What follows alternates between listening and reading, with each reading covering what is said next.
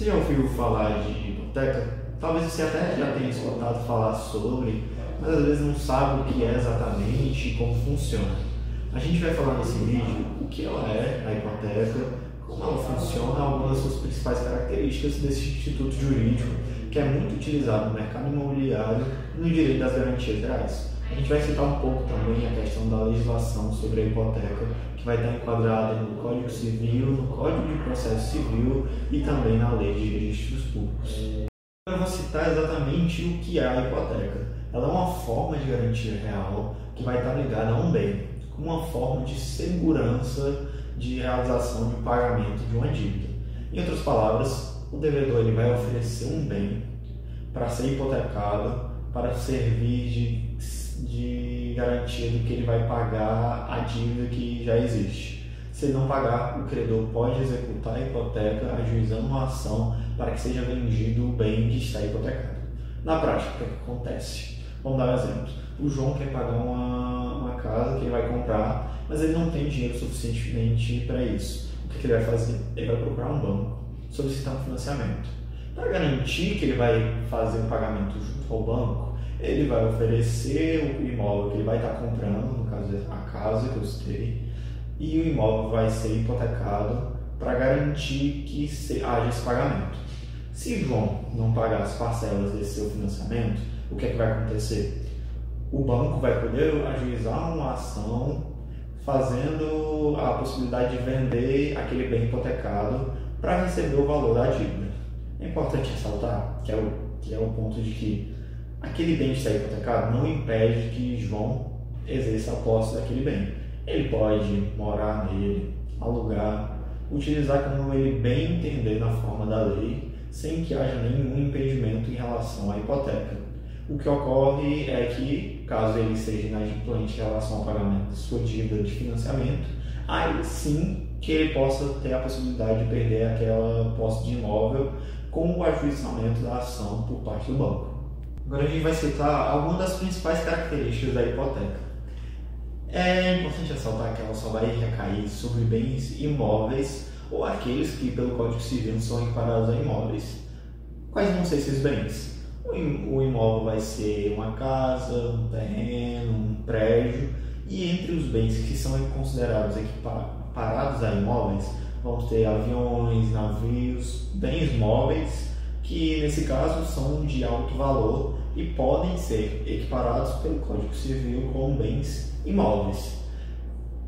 Outra característica importante é que é necessário o registro. É necessário que seja registrado no cartório de imóveis para que a hipoteca possa ter efeitos contra terceiros.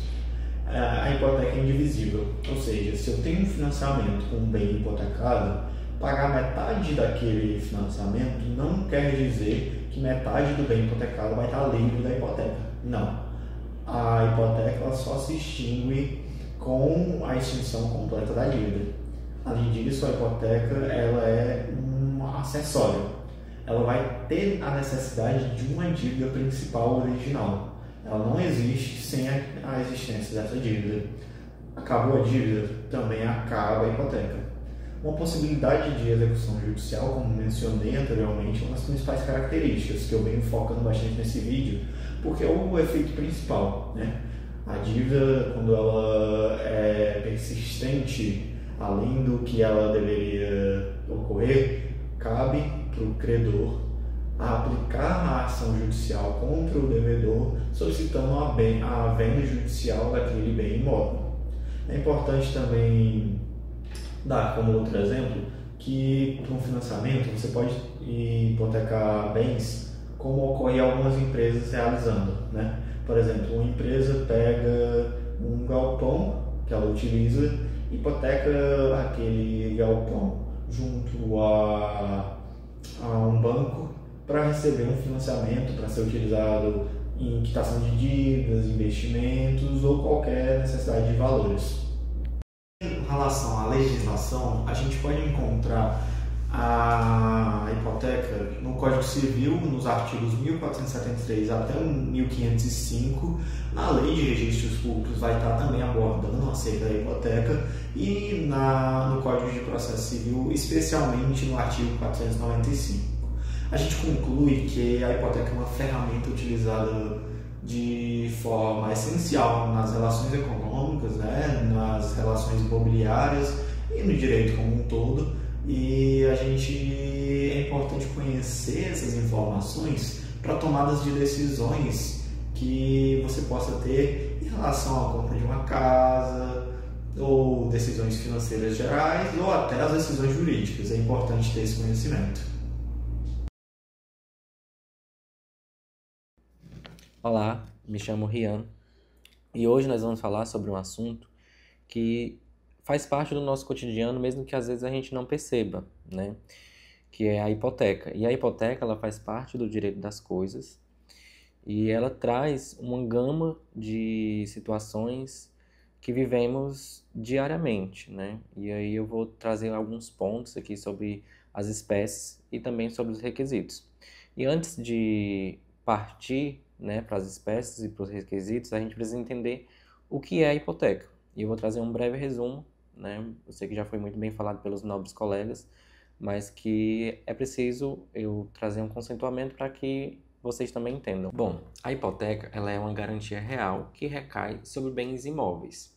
E a principal finalidade da hipoteca é garantir uma obrigação que geralmente é de natureza financeira. Ou seja, se uma pessoa ela não cumpre com aquilo que foi acordado, né, contratualmente, ela pode vir a perder o bem, né, e o credor, por meio dessa obrigação, ele pode vir a tirar o bem para poder satisfazer a dívida. E é válido salientar que o devedor ele não precisa obrigatoriamente perder o bem, né? Ele pode continuar usufruindo, usando do bem até que eventualmente seja cumprida a obrigação, que é quando é retirada a posse. Bom, e para a hipoteca ser válida, ela precisa cumprir alguns requisitos que precisam estar eventualmente descritos tanto no nosso ordenamento jurídico como também, né, no nosso Código Civil brasileiro. Eu vou trazer aqui para vocês alguns pontos que são esses requisitos que tornam a hipoteca válida. Eu vou tentar trazer aqui de forma bem clara e objetiva para o entendimento de todos. O primeiro requisito que a gente tem na hipoteca para ela ser válida é a capacidade das partes. As partes ela têm que ser capazes civilmente, né? Tanto para contratar quanto para dispor do bem. E aí a gente tem o segundo requisito, que o segundo requisito também é a propriedade do bem. Só pode, né, hipotecar quem é proprietário do imóvel, devidamente registrado no cartório do Registro Civil brasileiro. A gente também tem o requisito do bem hábil. O requisito do bem hábil, ele fala que o bem ele só recai sobre bens imóveis e ascensões. Então, para ela também ser válida, o bem tem que ser bem hábil. O quarto requisito ele é um requisito muito interessante, porque é o requisito da publicidade. No requisito da publicidade, a gente tem que a famosa quem não registra não é dono, né? Então, para você ser dono e você ter a possibilidade de hipotecar, né, e fazer o que quiser com o bem, você tem que registrar. E para esse registro ser válido, tem que ser registrado no Registro Cartório Civil e você aí pode sim, né, seguir com todos os trâmites legais da coisa. Por último, a gente tem o requisito da especialização, que no requisito da especialização, a gente entende que para o imóvel, para a hipoteca ser válida, o imóvel ele tem que vir com tudo muito bem determinado, né? Com tudo nos mínimos detalhes. O valor e todas as especificações de construção e tudo muito bem detalhado para que a hipoteca seja válida também. Nesse último requisito, a gente entende que trata-se da segurança total da coisa, né? Ele acaba etiquetando tudo, quem é o dono, quem é a dívida, onde tudo isso está registrado. Então ele traz uma forma de segurança para as partes e também para a hipoteca, para que a hipoteca seja válida e para que ela possa acontecer. Então esse último requisito ele trata disso. Bom, agora que a gente já entendeu um pouco dos requisitos que se levam para formar uma hipoteca, nós iremos adentrar nas espécies de hipoteca que o Código Civil brasileiro prevê. E aí nós temos três, que são elas a hipoteca convencional, a hipoteca legal e a hipoteca judicial. E aí a gente vai entender mais ou menos cada uma delas. A hipoteca convencional é a mais simples de se entender, porque ela nasce da vontade das partes, né? O devedor e o credor, em comum acordo, realizam a hipoteca. Ela é muito comum nos financiamentos imobiliários, né? Então, a hipoteca convencional, ela sempre vai nascer da vontade das partes. A hipoteca legal, ela já não nasce da vontade das partes, mas sim decorre da lei. Ela vem, muitas vezes, para tentar proteger, né, e resguardar o direito de pessoas que são desprotegidas pela lei. Por último, a gente tem a hipoteca judicial, que ela acontece quando o juiz chega para determinar uma obrigação. Então, ela surge da vontade do juiz, né? E aí, em resumo, a gente tem a hipoteca convencional, que ela surge da vontade das partes, a legal, quando a lei exige, e a judicial, quando o juiz obriga. E além dessas, a gente também tem modalidades específicas, né, que são hipotecas de navios e de aeronaves, mas que são determinadas por leis específicas, que não estão regulamentadas dentro do Código Civil. Para finalizar, né, esse estudo sobre a hipoteca, sobre as espécies e requisitos, eu gostaria de ressaltar a relevância da hipoteca dentro do direito das coisas e também dentro do nosso dia a dia, porque a hipoteca ela traz uma segurança jurídica não só para quem é possuidor do bem, mas para quem também é devedor, né, se for o caso. E aí, entender um pouco sobre as espécies e também os requisitos de cada hipoteca traz uma segurança jurídica, né? E não só nós, enquanto operadores do direito, devemos entender, mas também acredito que todo cidadão que se preze possa entender um pouco, né? Porque trata-se do seu direito enquanto cidadão, enquanto pessoa capaz, né? E aí eu gostaria de agradecer e desejar um excelente trabalho para todos. Pluralidade na hipoteca. A pluralidade pode ocorrer de diversas formas dentro da hipoteca. Veja os principais casos. Pluralidade de bens hipotecados. O devedor pode oferecer mais de um bem como garantia da mesma dívida. Cada bem responde pela totalidade da dívida, salvo disposição em contrário. Regra do artigo 1475 do Código Civil. O credor pode escolher qual bem executar primeiro. Pode haver mais de um credor hipotecário sobre o mesmo bem em diferentes graus. Hipotecário de primeiro, segundo, terceiro graus e etc. Nesse caso, vale a prioridade de inscrição no registro de imóveis, artigo 1494 do Código Civil. Quem registra primeiro tem preferência no recebimento. Pluralidade de devedores. A hipoteca pode garantir mais de uma dívida de um devedor. Exemplo, coobrigadores ou fiadores. Todos respondem solidariamente, salvo cláusula em contrato. Efeitos da hipoteca. Os efeitos da hipoteca desdobram tanto para o credor quanto para o devedor. Também afetam terceiros. Veja, para o credor, direito de preferência. Ele pode ser pago tanto antes dos demais credores com o mesmo valor do bem hipotecado. Direito de sequela. Pode executar o bem mesmo que ele tenha sido transferido a terceiros. Artigo 1499 do Código Civil. Para o devedor, pode continuar usando o bem normalmente, já que a posse permanece com ele. Caso pague a dívida, a hipoteca é extinta e deve ser cancelada no registro, artigo 1500 do Código Civil. Para os terceiros adquirentes, mesmo que o bem hipotecado seja vendido, ele continua gravado com a hipoteca. O novo proprietário pode ser executado se o devedor original não pagar. Observações super importantes. A hipoteca deve ser registrada no cartório de registro de imóveis para que tenha validade contra terceiros. Artigo 1493 do Código Civil. A hipoteca pode ser judicial. Exemplo, em ações de alimentos, legal, prevista por lei ou convencional. Remissão e perempção da hipoteca. Vamos falar sobre isso? O cancelamento da hipoteca por perempção, que também é conhecido como prescrição, ocorre quando o credor hipotecário deixa de exercer o direito de ação para cobrar a dívida em um prazo de 30 anos, isso contado a partir do registro da hipoteca no cartório de registro de imóveis. Findo o prazo, a garantia hipotecária é considerada extinta. Isso é disposto no artigo 1485 do Código Civil. E assim, o credor ele perde o direito de executar a dívida com um respaldo na garantia real. Passado o período legal, sem qualquer medida judicial por parte do credor, a hipoteca perde a sua eficácia como uma garantia real, sendo considerada extinta, como eu havia mencionado. E aí é importante ressaltar que a extinção da hipoteca por perempção, ela não implica no automático cancelamento da hipoteca no registro do cartório. Para tanto, é necessário um procedimento administrativo mais específico. Mesmo após o decurso de prazo de 30 anos, é imprescindível a apresentação de documentos para formalizar o devido cancelamento da hipoteca no cartório.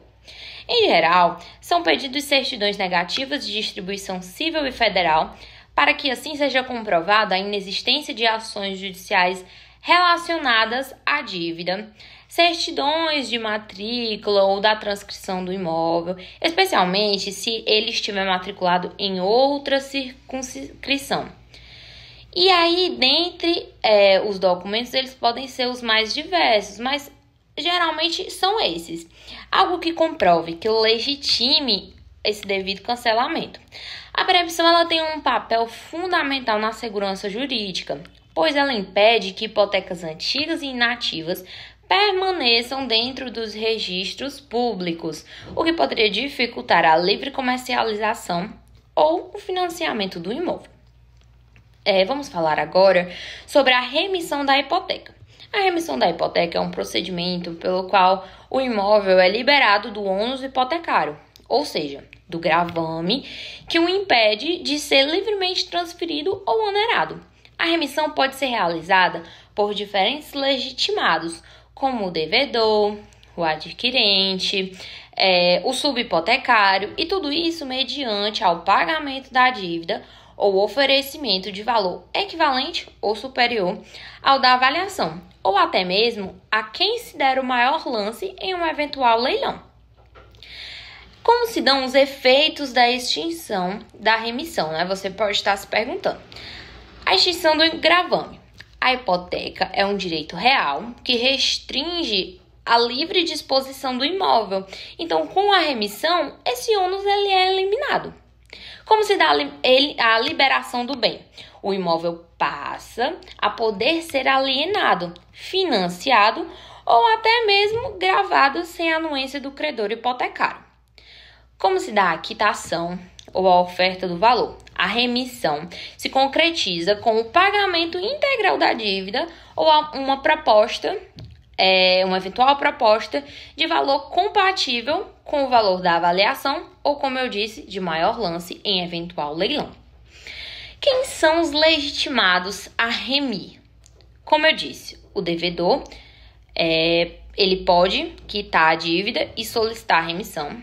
O adquirente do imóvel hipotecário, ele pode remir a hipoteca oferecendo um valor não inferior ao preço da aquisição. Ou, por último, o credor subhipotecário. Ele pode remir a hipoteca principal antes da execução, em razão do vencimento da dívida garantida por uma hipoteca anterior. Quais são as etapas desse procedimento, para que fique visualmente mais compreensível? Primeiro, o pagamento da dívida. A remissão ocorre pela quitação total da dívida garantida pela hipoteca. Segundo passo, uma proposta de remissão. O devedor ou adquirente podem propor a remissão oferecendo um valor justo e adequado para o mesmo. Terceira etapa, a citação dos credores. Os credores hipotecários devem ser formalmente notificados dessa devida proposta de remissão. Quarto passo, a aceitação da proposta. Se não houver oposição ou se os credores não comparecerem, a remissão é deferida e registrada. Quinto e último passo, o leilão. Só se aplicável se houver leilão. Em caso de negativa da proposta ou inadimplemento, o imóvel poderá ser levado a leilão e a hipoteca fica extinta. A extinção da dívida hipotecária. Você sabia que a hipoteca não é eterna, ela tem um fim sim, se chama extinção da dívida hipotecária. Agora eu vou te explicar como a hipoteca se extingue, quais são os efeitos e como dar baixa no registro de imóveis. A hipoteca não dura para sempre, existem várias situações em que ela se extingue, e agora eu vou te mostrar as principais. Número 1, a gente tem o pagamento da dívida. Essa é a forma mais comum, é quando o devedor quita a dívida por meio do pagamento sem processo. Segundo lugar, perda do imóvel.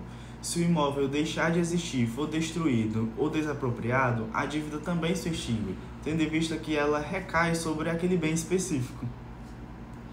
Em terceiro lugar, a gente tem a renúncia do credor, onde o mesmo pode abrir mão da hipoteca, seja por meio de acordo, negociações e outros contextos. Nela, ocorre o perdão da dívida para com o devedor. Quarto lugar, remissão. Se a dívida for paga antes da execução, como por exemplo num processo, aí ocorre a chamada remissão, onde a hipoteca se extingue. Quinto, prescrição ou decurso do prazo. Se a dívida garantida prescrever, a hipoteca também se extingue, tendo em vista o seu prazo legal, que é de 30 anos, conforme o artigo 1485 do Código Civil, a não ser que haja alguma prerrogativa ou uma nova renegociação. Base legal.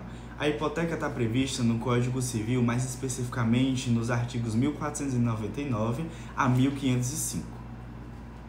O artigo 1499 enumera as causas de extinção da hipoteca. O artigo 1485 explica que a hipoteca se extingue no prazo de 30 anos se ela não for renovada. Depois de extinta, é possível e necessário solicitar a averbação de baixa da hipoteca no cartório de registro de imóveis, para que ela seja extinta completamente da matrícula do imóvel. Importante. A extinção da hipoteca no mundo jurídico não acontece automaticamente com a matrícula do imóvel. Mesmo que você quite a dívida, é necessário levar a documentação para realizar a averbação no cartório de registro de imóveis. Os documentos que serão necessários vão ser o documento de quitação da dívida, uma solicitação formal ao cartório e os seus documentos pessoais e a matrícula do imóvel. Feito isso, o cartório atualiza sua matrícula e o seu imóvel fica oficialmente livre da hipoteca. Então fica a dica, se você já quitou o seu financiamento, é muito importante que você dê a baixa na hipoteca. Ter um imóvel com a matrícula livre é muito importante, seja para vender, refinanciar ou simplesmente garantir que ele esteja 100% desimpedido. Se tiver qualquer dúvida, consulte um advogado ou vá diretamente ao cartório onde seu imóvel está registrado. Você já ouviu falar que o imóvel pode ir a leilão pela falta de pagamento? Isso acontece quando há a chamada execução da dívida hipotecária. Esse assunto gera muitas dúvidas e até medo, principalmente para quem tem financiamento. Hoje eu vou explicar sobre quais são os seus direitos, como isso funciona e o que fazer se isso acontecer. Para começar, vamos relembrar o que é uma hipoteca. É uma garantia que envolve um bem, geralmente um imóvel. Funciona assim. Você faz um financiamento ou empréstimo e oferece o imóvel como uma validação. Isso significa que se você não pagar o credor, que geralmente é um banco, ele pode pedir que você venda esse imóvel para que esse valor seja recuperado. Mas afinal de contas, gente, como é que funciona a execução da dívida hipotecária? É basicamente assim. Se o devedor atrasa o pagamento, o credor pode entrar com um processo chamado execução da dívida hipotecária. Esse processo tem como objetivo transformar o imóvel em dinheiro para quitar a dívida. O passo a passo é o seguinte: o credor apresenta os documentos que comprovam a hipoteca e a dívida, o juiz vai analisar toda essa documentação e, se tiver tudo ok, ele manda citar o réu. O réu vai ter um prazo legal para apresentar a defesa, ou negociar, ou então realizar o pagamento da dívida. Caso ele não faça nenhuma dessas coisas, o imóvel vai para leilão judicial. O valor do leilão vai ser usado para pagar a dívida, os juros, as multas e as custas processuais. Caso esse valor exceda tudo isso, o restante volta ao devedor. E atenção, se o valor do leilão não for suficiente para quitar a dívida, o devedor pode sim continuar sendo responsável pelo saldo restante. Essa execução tem base no Código de Processo Civil Brasileiro, mais especificamente nos artigos 783 a 788, que tratam da execução de título extrajudicial, tendo em vista que a hipoteca é formalizada e registrada em cartório. O devedor tem o direito à defesa sim. Nela ele pode apresentar oposição à execução, onde vai questionar os valores abusivos, os juros excessivos, as cobranças indevidas e se a dívida realmente existe e se ela está certa. Além disso, existe a possibilidade de fazer um acordo antes que o imóvel vá a leilão. Se o devedor quitar a dívida mesmo depois do atraso, ele pode evitar a perda do imóvel. Esse direito é chamado de purgação de mora, ou seja, colocar todos os pagamentos em dias antes da conclusão do processo. Olha, é muito importante estar atento aos sinais de endividamento. Se você perceber que não vai conseguir realizar o pagamento, procure o banco quanto antes. Muitos credores preferem renegociar a dívida do que partir para a execução. Esse processo é demorado, custa caro e, de fato, ninguém quer tomar o imóvel de ninguém. Outra dica, nunca ignore uma citação judicial. Receber um comunicado, procure um advogado imediatamente, para assim você ficar sabendo sua situação, renegociar sua dívida e evitar o pior. Então vamos resumir? A execução da dívida hipotecária é o meio que o credor usa para reaver o seu dinheiro por meio de um leilão judicial.